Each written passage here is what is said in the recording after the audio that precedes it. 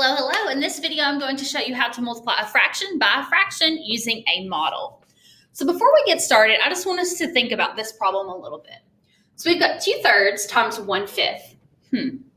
Well, if we were multiplying 2/3 times 1/2, our answer would be 2/3. 1/5 is less than 1/2. So we know that our answer has to be less than 2/3. And so that's one way we could just kind of check our reasonableness before we even start. And so models with fractions, it's really important that you are very precise. And so I'm going to show you how to do that. So to set up your model, I would just draw a rectangle like this. Okay. And then we're going to just draw 2/3. Okay. And we're going to shade 2/3. And remember, we're working on what is 2/3 of 1/5.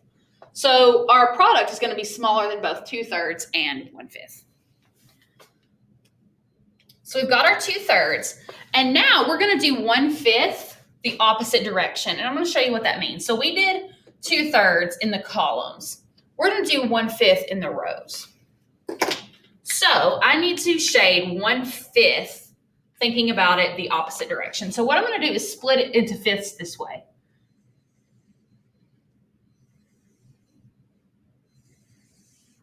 Okay, just like that. All right. So there's fifths. So in total, how many pieces do I have in the whole thing right now?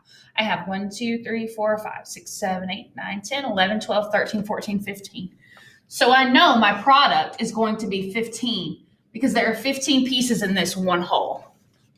So I've made my fifths. Now I'm going to shade 1/5 of that, okay? So I've shaded my 2/3 in the columns, my 1/5 in the rows. Where those overlap, that is where you will find your product. So we have 2 pieces where the shading overlaps out of 15 in one whole. So our product is going to be 2/15. So 2/3 of 1/5 is 2/15. That's how you draw a model for multiplying a fraction times a fraction. Let's look at one more example.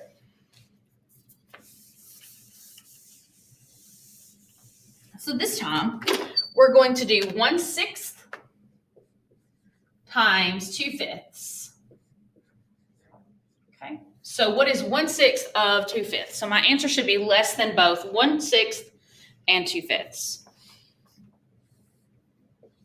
So I'm going to set up my model. Okay, and I'm going to split it into sixths. So to do that, I like to do thirds and then just split those.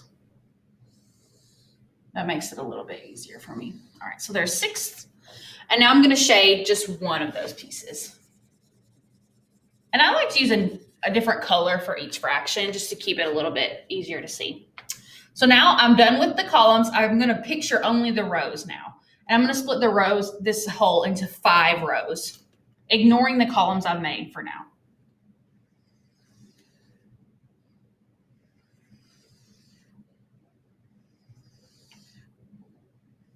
Okay.